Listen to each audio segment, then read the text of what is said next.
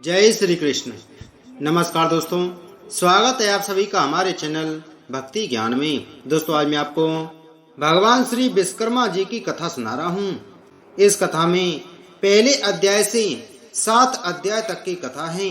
आप इस कथा को श्रद्धा सहित भक्ति पूर्वक श्रवण करें। भगवान श्री विश्वकर्मा जी की आपके ऊपर हमेशा कृपा बनी रहेगी। एक समय अनेक ऋषिगण धर्म क्षेत्र में एकत्रित हुए और वहां धर्म के तत्व जानने वाले सूत जी से ऋषि कहने लगे, हे प्राण के मर्मज्ञ महात्मने, आप हमारे ऊपर अत्यंत कृपा करके हमारे इस अचानक उत्पन्न हुए संशय का नाश कीजिए। हमने सर्वव्यापक विष्णु के अनेक रूप सुने हैं, उनमें से कौन सा रूप सर्वश्रेष्ठ है, यह हमें बताइए। हे महात्मा मुनियों, तुमने संसार के कल्याण के लिए यह सर्व शुभ काम करने वाला बड़ा प्रश्न किया है। जो तुमने यह संसार के हित के लिए प्रश्न किया है, अतएव मैं तुम्हारे लिए सब जगत पालक परम पूज्य भगवान विष्णु के महाअद्भुत रूप का वर्णन करूंगा। हे तपस्वियों, उस परमात्मा के अनंत रूप हैं, उनमें जो अनंतम श्रेष्ठ है, उस रूप को अंदर से सुनो। उस दिव्य रूप के स्मरण मात्र से महापातकी मनुष्य भी पाप से छूट जाते हैं, इसमें संशय नहीं है। ऐसे ही प्रश्न को संसार के कल्याण के लिए क्षीर समुद्र में लक्ष्मी जी ने भगवान विष्णु से एक बार पूछा था। लक्ष्मी कहने लगी, हे जगन्नाथ, आपके महान अनेक रूपों को भक्त मनुष्य भक्ति युक्त होकर पृथ्वी पर पूजते रहते हैं। हे प्रिय, क्या वे रूप सब समान ही हैं या उनमें गौण और मुख्य किसी प्रकार का भेद है? विष्णु भगवान बोले, हे प्रिय, जब मैं समस्त ब्रह्मांड को आत्मा में सहंत करके स्वानुभव रूप से योग माया के स्थित होता हूँ, तब मैं एक ही बहुरूप धारण करूँ। इस प्रकार इच्छा करता हुआ अपनी माया के बस में हुआ जीवों को कर्म भोग के लिए क्षण मात्र में असंख्य ब्रह्मलोक आदि लोकों को जिस रूप से रचता हूँ, हे देवी, उस रूप को मैं तुमसे कहता हूँ, तू ध्यान से सुन। हे देवी, मैं यहाँ अद्भुत सब और तेज से व्याप्त अनेक सूर्यों की चमक से अधिक चमकने वाले विश्वकर्मा रूप को धारण करता हूँ और उनके अनंतर मनुष्य सृष्टि करने की कामना करता हुआ सर्वप्रथम पुण्यात्मा तपस्वी ब्रह्मा को रचता हूँ। उस ब्रह्मा की स्तुति यज्ञ और गान के प्रतिपादन करने वाले ऋग, यजु और सम की अच्छी प्रकार उपदेश देता हूँ। इसी प्रकार शिल्प विद्या प्रतिपादक अथर्व वेद भी ब्रह्मा को प्रदान करता हूँ। यह वही वेद है जिससे शिल्पी लोगों ने शिल्प निकालकर अनेक वस्तुओं की रचना की है। हे देवी, मेरे अनेक रूपों में यह विश्वकर्मा रूप मुख्य है। यही रूप है जिससे सारी सृष्टि क्षण मात्र में उत्पन्न होती है। इस विश्वकर्मा रूप परमात्मा के अद्भुत रूप का जो क्षण मात्र भी ध्यान करता है, उसके समस्त विघ्न नष्ट हो जाते हैं। जो शिल्पी श्री विश्वकर्मा के प्रोज्वल दिव्य रूप का ध्यान से चिंतन करता है, उसके समस्त दुख विशीर्ण हो जाते हैं। सूत जी कहने लगे कि हे ऋषियों, इस प्रकार लक्ष्मी जी को अपने दिव्य रूप का वर्णन करके त्रिलोक्यपति भगवान विष्णु चुप हो गए। ऋषि लोग बोले, सर्व धर्म के जानने वाले महाराज सूत जी, आपने यह दिव्य लक्ष्मी और भगवान विष्णु का दिव्य संवाद कैसे जाना? यह भगवान विष्णु को दिव्य विश्वकर्मा रूप किस प्रकार संसार में प्रसिद्धि को प्राप्त हुआ और कैसे संसार ने इस रूप को जाना? सूत जी बोले, हे मुनियों, सुनो। जिस प्रकार मनुष्यों को कामना का देने वाला यह समाचार मेरे कर्ण गोचर हैं। एक महर्षि अंगरा नाम वाले हुए हैं, जिन्होंने हिमालय पर्वत के समीप गंगा तट पर बड़ा भारी तप किया था। वर्षा ऋतु में तो आवरण रहित स्थान में, शीतकाल में शीतल जल में, ग्रीष्म काल में धूप में बैठकर वह अंगरा मुनि तप करने लगे। तप करते करते भी उन ऋषि का मन सुखी नहीं था और इधर उधर इस प्रकार दौड़ता था कि जैसे मृग इधर उधर भागता है। तभी उस समय अचानक आकाशवाणी हुई कि हे तपोधन, तू वृथा श्रम करता है, लक्ष्य से च्युत हुआ बाण कैसे अपने लक्ष्य को भेद सकता है, वही तेरी गति हो गई है और तू लोक में उपवास को प्राप्त हो रहा है। उत्पत्ति स्थिति संहार का करने वाला, सबको अभीष्ट का सिद्धि करता महातेजस्वी विश्वकर्मा संसार में प्रसिद्ध है। उसका पंचम मुख और 10 बाहु बाला महादिव्य रूप सरस्वती और लक्ष्मी से पूजित है। उसका तू दिन रात ध्यान कर। इस रूप का स्वयं हरि ने क्षीर समुद्र में उपदेश दिया है। आज भी उनके ध्यान से मेरे रोमांच खड़े हो जाते हैं। अमावस्या के दिन सब कामों को छोड़कर व्रत का आचरण कर और उसी दिन विधि पूर्वक विश्वकर्मा जी की पूजा कर। इस प्रकार आकाश को गुंजा देने वाली वाणी को सुनकर अंगिरा मुनि बड़े विस्मय को प्राप्त हुआ और भगवान का ध्यान करने लगे। श्री विश्वकर्मा जी का ध्यान करते समय उनके चित्त में शिल्प ज्ञान का धारक अर्थ सहित अथर्ववेद प्रतिष्ठ हुआ। उन तत्वज्ञ अंगिरा मुनि ने विमान रचना आदि के अनेक शिल्प विद्याओं का रस अथर्ववेद के ज्ञान से आविर्भात किया। यह संसार श्री विश्वकर्मा भगवान की कृपा से ही सुखी है, क्योंकि उनके बनाए ज्ञान से ही आवश्यक ज्ञान आदि जगत बनाता है। तभी से श्री विश्वकर्मा जी का महान रूप संसार में प्रसिद्ध हुआ है। परंपरा से आए हुए इस कथानक ने मेरे कानों को भी पवित्र किया है। हे ऋषियों, इस परम रहस्य को जो मनुष्य श्रवण करेंगे उनके लिए श्रवण मात्र से ही ज्ञान प्राप्ति हो जाएगी। यह मात ज्योति रूप है जो संसार का उपकारक है। वह मनुष्य कृतघ्न और पापी है जो इस रूप का ध्यान नहीं करता है। हे महाराज, आपसे कहे हुए श्री विश्वकर्मा के चरित्र को श्रवण करते हुए हमारे चित्त की तृप्ति नहीं होती। जैसे अमृत के पान करने से देवताओं की तृप्ति नहीं होती है, अब भी श्री विश्वकर्मा जी के चरित्र के श्रवण की इच्छा उस प्रकार बढ़ती जा रही है जैसे हवा से बार बार अग्नि बढ़ती है। सूत जी कहने लगे, हे मुनि श्रेष्ठों, एकाग्र मन से तुम जगत पूज्य सच्चिदानंद स्वरूप श्री विश्वकर्मा जी का दिव्य आख्यान सुनो। प्राचीन काल में एक प्रमंगद नाम का राजा हुआ जो अपनी प्रजा को संतान के समान पालता था और सब धर्म के कामों में बिल्कुल प्रमाद नहीं किया करता था।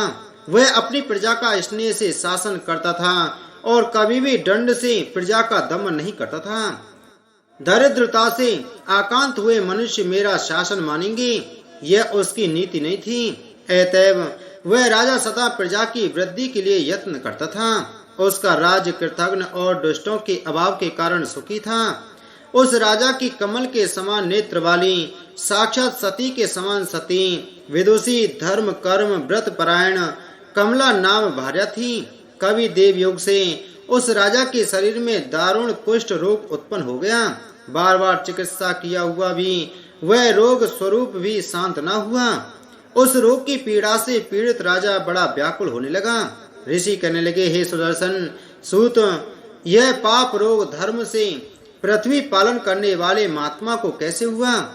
यदि इस प्रकार धर्मात्माओं को भी रोग उत्पन्न हो जाता है तो फिर धर्म कर्म में कौन विश्वास करेगा? सूत जी कहने लगे, हे ऋषियों, उस राजा ने पूर्व जन्म में स्वार्थ अंध होकर यह उपदेश दिया था कि यह संसार अनादि है, इसका कर्ता कोई विश्वकर्मा नहीं है। यह इस कारण लोगों की वंचना करता फिरता था और नास्तिक मत का प्रचारक था। आप जानते हो, यदि कर्मों के फल का देने वाला विश्वकर्मा परमात्मा हो तो उपकार का कर्ता उपकृत मनुष्य द्वारा मृत्यु के अनंतर दिए आशीर्वादों से उत्पन्न हुए पुण्य फल को कैसे प्राप्त कर सकता है? जब परोपकारी को अपने पुण्य का फल ही ना मिल सकेगा तो क्यों कोई किसी का उपकार करेगा? और जब कोई किसी का उपकार ही नहीं करेगा तो संसार का अच्छेद नाश हो जाएगा। इसलिए नास्तिक पाखंडी की दुर्दशा अवश्य होती है। अनेक जन्मों के पाप पुण्य कर्म एक जन्म में ही उसका फल नहीं देते हैं। अतः उस जन्म में यह फल प्राप्त हुआ, इसमें कोई आश्चर्य नहीं है। अब मैं तुमसे आगे की कथा कहता हूँ, ध्यान से सुनो। कभी उस राजा को अधिक व्याकुल देखकर उसके दुख से दुखी हुई पतिव्रता बेचारी रानी बोली, हे राजन, बड़ा तेजस्वी हमारा कुल पुरोहित अचानक अक्षय रोग से व्याप्त हुआ और बिल्कुल अंधा हो गया। उसे उपमन्यु पुरोहित ने अपने अतीन्द्रिय ज्ञान से देखा तो यही प्रतीत हुआ कि उसे अमावस्या को व्रत कर और श्री विश्वकर्मा जी का पूजन करना चाहिए। तब से ही उस पुरोहित ने सब कामों को छोड़कर विधि पूर्वक व्रत किया। व्रत के दिन ब्रह्मचारी रहता और फलाहार या एक बार अन्नहार करता तथा धर्म चर्चा में लीन रहा करता था। उस व्रत प्रभाव के कारण पुरोहित को दिव्य दृष्टि प्राप्त हुई और बुढ़ापे में भी उसको देखने की दृष्टि नष्ट नहीं हुई। हे महाराज, मैं दीनता के साथ प्रार्थना करती हूँ कि आप भी दीन पालक श्री विश्वकर्मा की शरण में जाइए, जिससे इस दुख से छुटकारा मिले। राजा बोले, हे प्रिय, तुमने ठीक कहा है। इसको सुनकर मेरा चित्त बड़ा प्रफुल्लित हो रहा है और मुझे निश्चय सा हो रहा है कि भगवान श्री विश्वकर्मा के व्रत से रोग की अवश्य निवृत्ति होगी, क्योंकि किसी भी कार्य की सिद्धि को चित्तोत्साह प्रथम ही कह दिया करता है। सूत जी कहने लगे कि उस दिन से लेकर वह राजा प्रतिदिन श्री विश्वकर्मा जी का पूजन और वंदन करके भोजन करने लगा। अमावस्या के दिन सब कामों को छोड़कर व्रत विश्वकर्मा जी का पूजन और व्रत करना चाहिए। सूत जी कहने लगे, हे मुनियों, मैंने तुमको श्री विश्वकर्मा जी के अद्भुत चरित्र अमृत का पान कराया। अब आगे जगत को विस्मय करने वाले चरित्र का वर्णन करता हूँ। जगत में धर्म के व्यवहार से चलने वाले संतोषी कोई इस्तकार और उसकी पत्नी वाराणसीपुरी में रहते थे। अपने कर्म में कुशल बुद्धिमान वह इस्तकार बड़ा व्याकुल हुआ। अपने पर्याप्त निर्वाह के योग्य व्रति की खोज में दिन रात लगा रहता था। इस प्रकार लालच में पड़ा और संतप्त प्रयत्न करने के बाद भी कठिनाई से भोजन और आच्छादन ही प्राप्त कर सकता था। उस इस्तकार की स्त्री पुत्र न होने के कारण नित्य सोच करती रहती थी कि मालूम नहीं बुढ़ापे में कैसे निर्वाह होगा। इस प्रकार चिंतातुर वह स्त्री की इच्छा से मंदिरों में महंतों के पास व्याकुल होकर मंत्र तंत्र आदि से पुत्र के अर्थ घूमने लगी। दाढ़ी मूछ जिनके मुख पर बढ़ रही है, ऐसे ऐसे आडम्बरी मलेच्चों फक्कड़ों के निकट भी वह दिन रात दौड़ती फिरती थी, परंतु उसकी कामना कभी भी सिद्ध नहीं होती थी। काश कुश यमुना की बालू में जल के भ्रम से दौड़ती मृगी की तरह उसकी दशा हो रही थी। कोई कोई ठग मयूर पिच्छों की बनी हुई मोर छल के झाड़े से उसको बहकाता था और कोई भोजपत्र पर जंतर लिखकर उसको बुलावा देता था। कोई कोई धूर्त उसको कहता था कि मेरे देह में अमुक देवता आता है, वह प्रसन्न हो तेरे लिए वर प्रदान करेगा। यह कहकर श्वेत भस्म देकर घर भेज देता था। इस प्रकार सोच दशा को प्राप्त हुए दोनों स्त्री पुरुष बड़े दुखी थे। उनको दुखी देखकर एक पड़ोसी ब्राह्मण बोला, हे रथकार, तू क्यों इधर उधर भटकता फिरता है? मेरी बुद्धि में तू सब तरह के से मूर्ख प्रतीत होता है। तू व्रता ही सिका और यज्ञोपवीत को धारण करता है और तेरी भार्या भी बिल्कुल मूर्ख है, इसमें कोई संदेह नहीं।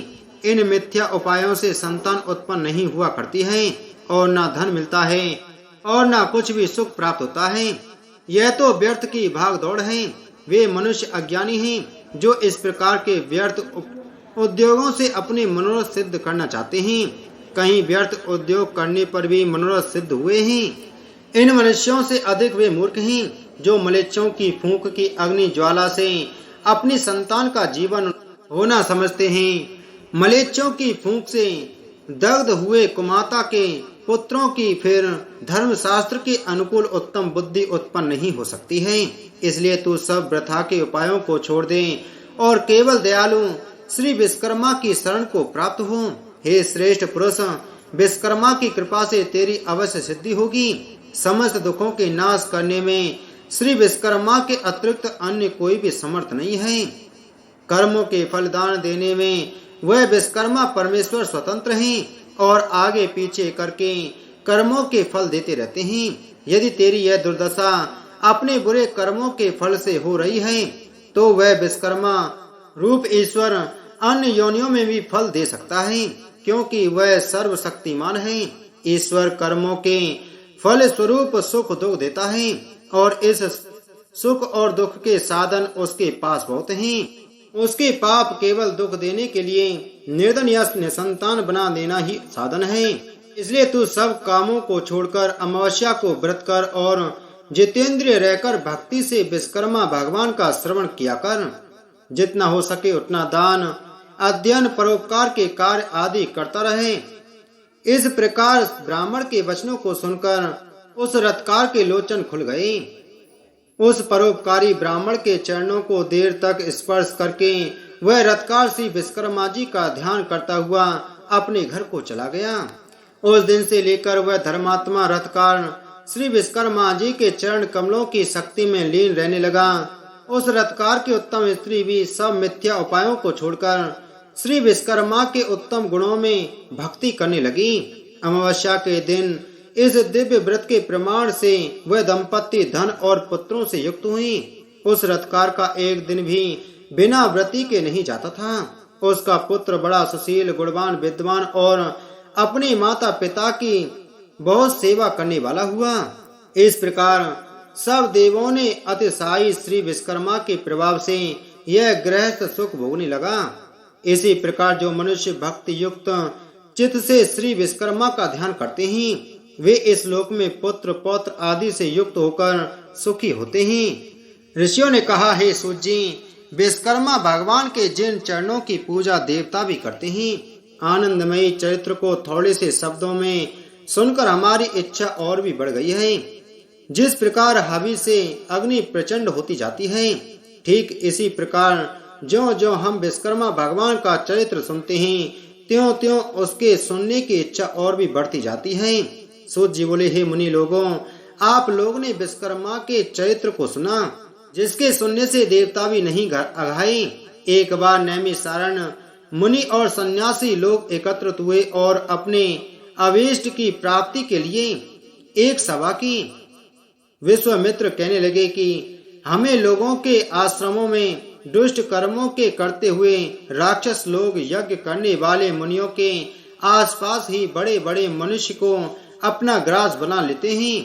इस प्रकार यज्ञों को नष्ट करते हुए वह राक्षस लोग नर मांस भक्षण करते हैं। मातंग मुनि कहने लगे कि हमारे पूज्य पुरोहित उपमन्यु, जो ब्रह्मचर्य व्रत में स्थित रहकर और कंदमूल खाकर सदा धर्म कार्यों में संलग्न रहते हैं तथा जो प्रतिदिन सारे कामों को छोड़ परमात्मा का ध्यान करते रहते हैं तथा वह भी राक्षसों को नष्ट करने में समर्थ हो सकते हैं। इसलिए अब हमें उनके कुकृत्यों से बचने का कोई उपाय अवश्य करना चाहिए। सूत जी बोले, हे ऋषियों, इस प्रकार ऋषि मुनियों के वचन सुनकर वरिष्ठ मुनि जी कहने लगे कि एक बार पहले भी ऋषि मुनियों पर इस प्रकार का कष्ट आ पड़ा था।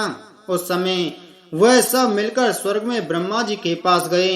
चतुर्भुज ब्रह्मा ने पद्मासन लगाए हुए शांत भाव से ध्यान व स्थिति में उन्होंने ऋषि मुनियों को देखा, जो दुख से छुटकारा देने वाले शिव रूप भगवान का ध्यान कर रहे थे।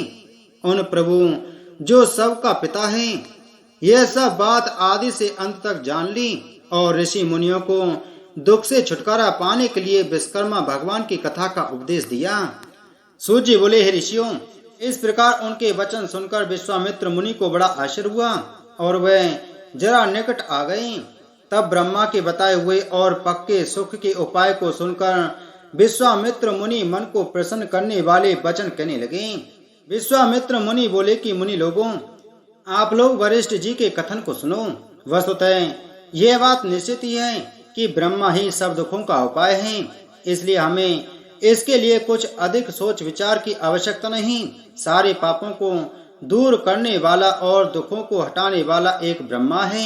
सूत जी बोले, ऋषि लोगों ने ध्यान पूर्वक सुना और गदगद वाणी से कहने लगे कि विश्वामित्र मुनि ने ठीक ही कहा है कि ब्रह्मा की ही शरण जाना उपयुक्त है। ऐसा सुन सब ऋषि मुनियों ने स्वर्ग को प्रस्थान किया। वह राक्षसों से हुई अपनी दुर्दशा ब्रह्मा को सुना सके। मुनियों के इस प्रकार कष्ट को सुनकर ब्रह्मा जी को बड़ा आश्चर्य हुआ। उस समय ब्रह्मा तेज से प्रकाशित अपनी आंखों को मूंदकर विचार मग्न हुए। इस प्रकार राक्षसों द्वारा की गई सारी दुर्दशा को समझ ब्रह्मा जी, जो बड़े तेजस्वी थे, मन को आनंद देने वाले वचन कहने लगे। ब्रह्मा जी कहने लगे कि हे मुनियों, राक्षसों से तो स्वर्ग में रहने वाले देवता को भी भय लगता रहता है, फिर मनुष्यों का तो कहना ही क्या, जो बुढ़ापे और मृत्यु के दुखों में लिप्त रहते हैं। सुनो, उन राक्षसों को नष्ट करने में महातेजस्वी विश्वकर्माई हैं, जो सब प्रकार के बलों से युक्त और सारे विश्व में प्रसिद्ध हैं। उसी की पूजा से तुम लोग राक्षसों को नष्ट करने में समर्थ हो सकते हो। इस वास्ते उसी दयालु विश्वकर्मा की शरण में जाओ। देवताओं को हवि के पहुंचाने वाला अग्नि नामक देवता संसार में प्रसिद्ध है। उसी का पुत्र यज्ञों में श्रेष्ठ पुरोहित होता है। अंगिरा उसका नाम है और सब मुनियों में श्रेष्ठ है।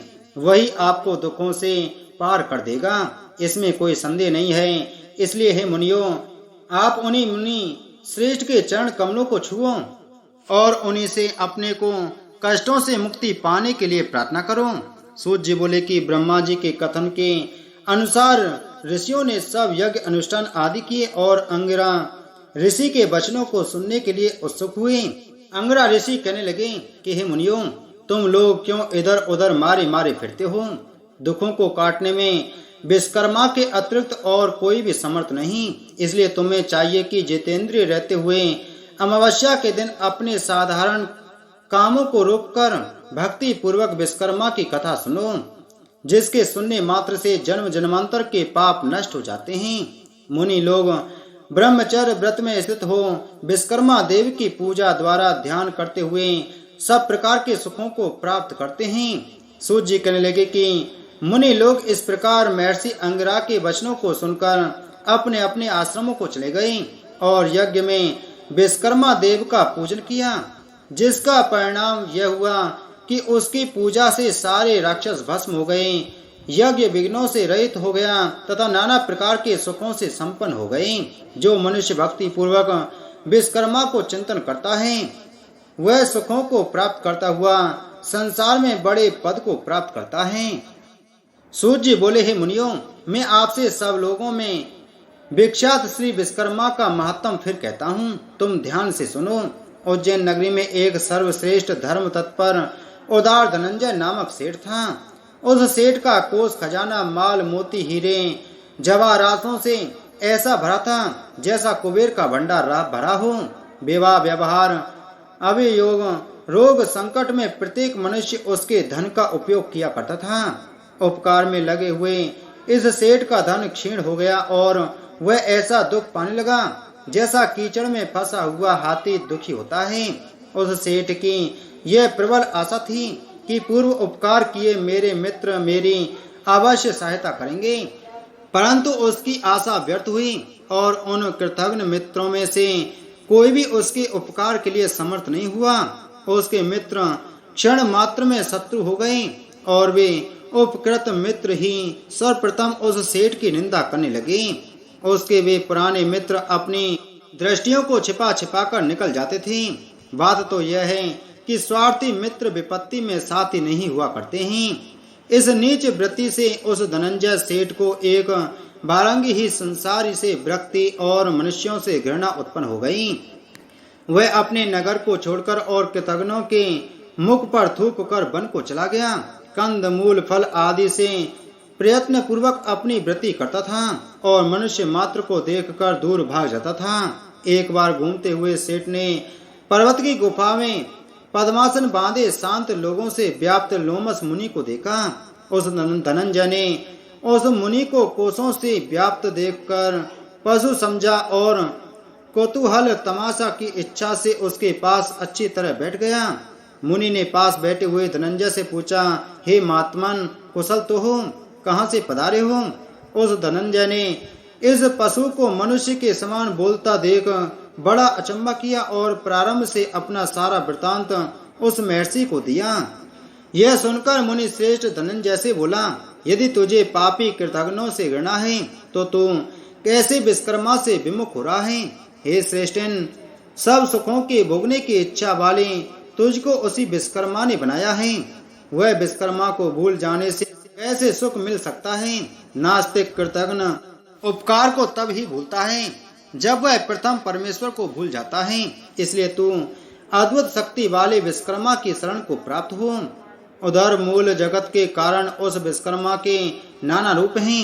कोई रूप द्विबाहु, कोई चतुर्बाहु और कोई 10 बाहु का है। इसी प्रकार एक मुख, चतुर्मुख और पंचमुख के रूप हैं। मनु में त्वष्टा, शिल्पी और देवज्ञ से विश्वकर्मा के साकार रूप के पुत्र हैं। सेतुबंध के समय श्री रामचंद्र जी ने भी श्री विश्वकर्मा का पूजन किया है। श्री कृष्णचंद्र ने द्वारका रचना के समय श्री विश्वकर्मा की पूजा की है। इसी से वे भी द्वारका जैसी सुंदर पुरी की रचना कर सकें। हे धनंजय, तू भी उस श्री विश्वकर्मा का पूजन और वंदन कर। इस प्रकार सब दुखों से छूटकर सब सिद्धि प्राप्त करेगा। इस प्रकार उस लोमस ऋषि का उपदेश सुनकर उस श्रेष्ठी को बड़ा संतोष हुआ और उस दिन से ही लेकर वह श्री विश्वकर्मा का परम भक्त हो गया। उन श्री विश्वकर्मा जी के पूजन से उसके समस्त पाप दग्ध हो गए और अंत को देवता बनकर सुख स्वर्ग भोगने लगा। जो मनुष्य भक्ति युक्त चित्त से श्री विश्वकर्मा का ध्यान करता है वह सुखी होकर श्री विश्वकर्मा जी के चरण कमलों का भक्ति प्राप्त करता है। श्री विश्वकर्मा जी का यश बड़ा पवित्र है। उसको जो तत्वज्ञ मनुष्य सुनता है वह पृथ्वी पर सब सुखों को प्राप्त करके अंत में श्री विश्वकर्मा जी के शाश्वत पद को प्राप्त करता है। ऋषि कहने लगे, भगवान विश्वकर्मा की पवित्र कथाओं को श्रवण कर हमको बड़ी श्रद्धा उत्पन्न हुई है। अब आगे और सुनना चाहते हैं। चित्त में उद्वेग होने पर क्या क्या करना चाहिए? दरिद्र किस प्रकार नष्ट होता है? मृतत्व सा अर्थात जिस स्त्री के उत्पन्न होकर बच्चा मर जाता है उसकी शांति का क्या उपाय है? हे तपोधन, पहले जन्म में किए गए पाप इस जन्म में फल देते हैं। रोग, दुर्गति, अभीष्ट वस्तुओं का नाशक और संशेत पीड़ाओं के हरण करने वाले भगवान विश्वकर्मा के पूजन को कहता हूँ। दूध पीने वाले छोटे बालकों तथा तरुण बालकों का मरना, मृत वत्सा स्त्री का शांति के लिए और चित्त का वैकल्प दूर करने के लिए भगवान विश्वकर्मा का पूजन करना चाहिए। प्राचीन काल में रतंतर कल्प में एक दंतवाहक नाम का राजा हुआ। वह सूर्य के समान प्रभावशाली लोकों में प्रसिद्ध था। उसी का कृतवीर नाम का एक प्रतापी पुत्र हुआ जो 7 द्वीपों पर्यंत पृथ्वी का शासन करता था। उस राजा के 11 पुत्र पूर्व जन्म के किए पाप के वश पैदा होते ही नष्ट हो गए। तब तो रानी शोक करती हुई पृथ्वी पर पछाड़े खाती हुई रुदन करने लगी और राजा से बोली कि मैं अपने यौवन को नष्ट करके पुत्रहीन कैसे धैर्य धारण करूं। तब राजा अपनी स्त्री को संतोष दिलाकर गुरु के घर गया और प्रणाम कर बोला, हे भगवान, मेरे पुत्र होकर मर जाते हैं। यह किस देन की मुझको अवहेलना होती है? सो कहिए, क्योंकि दिन रात उत्पन्न हुए पुत्रों को याद करके रानी बहुत रुदन करती है और धैर्य धारण नहीं करती है। गुरु बोले, हे राजन, अब बहुत शोक मत करो। तुम्हारे एक वंश को बढ़ाने वाला चिरंजीवी पुत्र होगा। देवों के देवेश भगवान विश्वकर्मा का पूजन करो। उनके प्रसन्न होने पर अवश्य फल सिद्धि होगी। उनकी पूजा के आगे अन्य देवों की पूजा से क्या? तब राजा ने धर्म से दृढ़ होकर अपनी पत्नी सहित भगवान विश्वकर्मा का पूजन किया। वस्त्र आभूषणों से ब्राह्मणों को संतुष्ट किया। तब भगवान विश्वकर्मा के प्रसन्न होने पर उसकी स्त्री ने गर्भ धारण किया और 10वें महीने में सुंदर से पुत्र को जन्म दिया। तभी से वह विश्वकर्मा का महीने महीने में पूजन करने लगा। अंत में वैकुंठ को गया। मृत वत्सा को शक्ति के लिए चित्त का भ्रम होने पर विश्वकर्मा प्रभु का अर्चन करना चाहिए। ऐसा करने से मनुष्य की इच्छाएं पूर्ण होती हैं। दरिद्रता का नाश, बाल पीड़ा और दुस्वप्न का भय नहीं होता। बोलो विश्वकर्मा भगवान की जय।